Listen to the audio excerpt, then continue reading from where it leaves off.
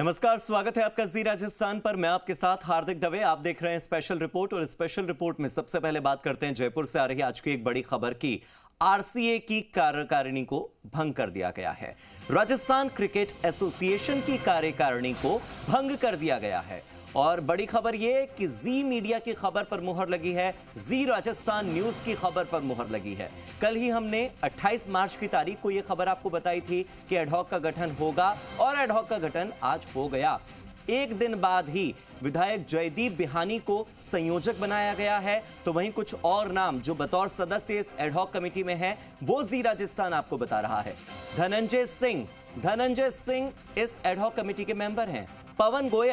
पवन गोयल का नाम भी एडहॉक कमेटी में है। इसके अलावा रतन सिंह, हरीश चंद्र सिंह, धर्मवीर सिंह शेखावत इस कमेटी के सदस्य हैं। एडहॉक कमेटी का गठन हुआ है। एक बार फिर से आप नाम सुन लीजिए। विधायक जयदीप बिहानी, एमएलए जयदीप बिहानी इस एडहॉक कमेटी के संयोजक हैं।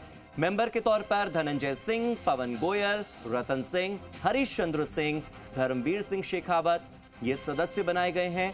कोऑपरेटिव सोसाइटी के रजिस्ट्रार की ओर से इस आदेश को जारी किया गया है। हमने आपको कल ही बताया था कि कुछ सवालों के जवाब राजस्थान क्रिकेट एसोसिएशन से मांगे गए थे सहकारिता विभाग की ओर से, यानी कि कोऑपरेटिव सोसाइटी की ओर से। लेकिन कोऑपरेटिव सोसाइटी की ओर से मांगे गए सवालों का जवाब आरसीए ने नहीं दिया। आरसीए को अपना पक्ष रखने के लिए 28 मार्च तक की तारीख दी गई, लेकिन तय अवधि में आरसीए ने कोई जवाब नहीं दिया। यहां तक कि जवाब देने की, अपना पक्ष रखने की कोई कोशिश भी आरसीए की कार्यकारिणी की ओर से नहीं हुई और ऐसे में एक्शन लेते हुए राजस्थान क्रिकेट एसोसिएशन की कार्यकारिणी को सरकार ने भंग कर दिया है और कोऑपरेटिव सोसाइटी ने भंग करते हुए अब एडहॉक कमेटी का गठन किया है, जिसमें एमएलए जयदीप बिहानी अब संयोजक हैं। धनंजय सिंह, पवन गोयल, रतन सिंह, हरीश चंद्र सिंह और धर्मवीर सिंह शेखावत सदस्य के तौर पर मनोनीत हुए हैं। आपको बता दें कि कई सवालों के जवाब आरसीए को 28 मार्च तक देने के लिए कहा गया था, लेकिन सवालों के जवाब आरसीए ने नहीं दिए और ऐसे में अब एक्शन हुआ है।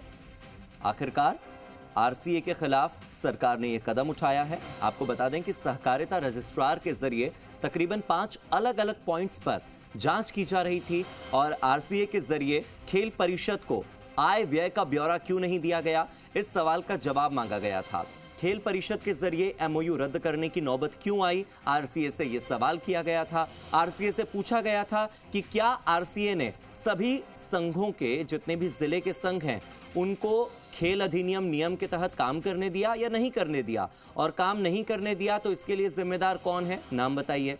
आरसीए के एजीएम के मिनट्स की डिटेल क्रीड़ा परिषद को क्यों नहीं भेजी गई, इस सवाल का जवाब आरसीए को देना था। साथ ही वित्तीय अनियमितताओं की प्राथमिकता से जांच क्यों नहीं करवाई गई, इस पर भी जवाब मांगा गया था आरसीए से।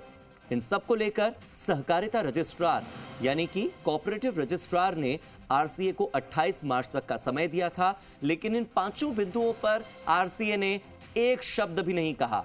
कार्यकारिणी की ओर से अपना पक्ष नहीं रखा गया और ऐसे में अब एक्शन हुआ। जी मीडिया की खबर पर मुहर लगी है, क्योंकि अब से 24 घंटे पहले ही यह खबर जी मीडिया ने, जी राजस्थान न्यूज ने आपको दिखाई थी और हमने यह कहा था कि आरसीए पर एक्शन होगा। यहां तक कि हमने यह भी कहा था कि एडहॉक कमेटी का गठन होगा और देखिए, खबर दिखाने के बाद एडहॉक कमेटी का गठन हुआ भी, आरसीए पर एक्शन हुआ भी और एक्शन अगले ही दिन यानी कि आज की तारीख में 29 मार्च की तारीख में हो गया और सीधे आदेश आता है कोऑपरेटिव सोसाइटी के रजिस्ट्रार का कि ये मेंबर्स होंगे और जयदीप बिहानी होंगे इस एडहॉक कमेटी के संयोजक। मेरे सहयोगी दिनेश मेरे साथ जुड़ गए, सीधे दिनेश का रुख कर लेते हैं। दिनेश, 5 बिंदुओं पर जांच चल रही थी, सवालों के जवाब मांगे गए थे, लेकिन आरसीए ने जवाब नहीं दिया और ऐसे में महज 24 घंटे के अंदर अंदर जी मीडिया की खबर पर मुहर, नई एडहॉक कमेटी का गठन।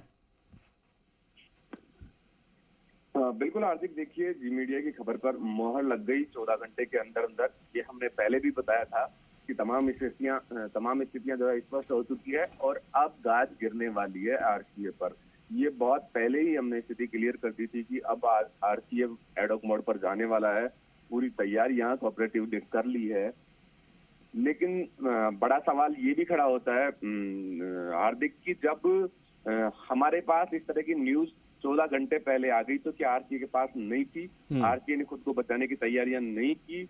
ये एक बड़ा सवाल होता है, क्योंकि आरसीए के जो तमाम पदाधिकारी थे वो बिल्कुल साइलेंट मोड पे थे, और उसी का कारण है कि आरसीए पूरी तरह छिन्न भिन्न हो गया। आरसीए की तमाम जो प्रॉपर्टी थी, आरसीए के पास जितने भी वो स्टेडियम और बिल्डिंग, ऑफिस, कार्यालय थे, वो सब खेल परिषद ने पहले टेक ओवर कर लिए, और अब जो आरसीए की जो संस्था थी उसको भी पूरी तरह छिन्न भिन्न कर दिया गया।